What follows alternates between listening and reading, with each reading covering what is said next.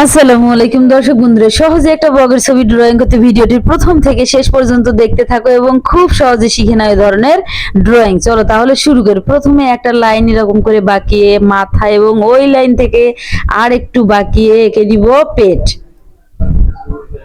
এরপর মাথার ওই অংশ থেকে নিচ পাশে বাঁকিয়ে এঁকে দিব গলা এবং পিঠ, এবং ফাঁকার এই অংশটাতে এঁকে নিব জিগজ্যাগ দিয়ে লেজ। এরপর এঁকে নিব চোখ। চোখ আঁকার পরে এঁকে দিব চোখের মনি। এই চোখ আঁকার পরে এঁকে দিব ঠোঁট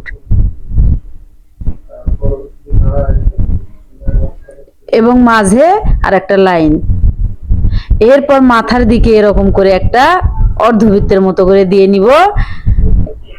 এরপর বগের পেটের দিকে এরকম করে একটা লাইন বাঁকিয়ে দিয়ে এই লাইন থেকে ধরে এরকম করে দাগ টেনে টেনে একটু ডিজাইন করে দিব। বডিতে এরকম থাকে, এরকমই ডিজাইন করে দিলাম। এরপর এখন এঁকে নিব পা। এরকম করে একটা ফোর এঁকে নিব, ফোর দিয়ে এঁকে দিব বগের পা, দেখুন। এবং এই ফোরের মাথা থেকে এরকম করে এঁকে নিব নখ, এবং নিচের দিক এই ফোরের উপরের দাগটা এরকম করে ডাবল করে দিব, তাহলে দুটো পা আছে এরকম বোঝা যাচ্ছে।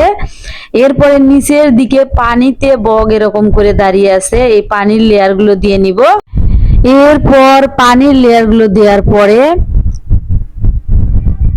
চোখের বাইরের অংশটা কালো কালি দ্বারা ভরাট করে দিব, এবং পায়ের যে পরের যে দাগটি দিয়ে নিয়েছি এটি গাঢ় করে দিয়ে নিব, এবং মাথায় যে ঝুঁটিটি দিয়েছি এটি কালো কালি দ্বারা ভরাট করে দিব।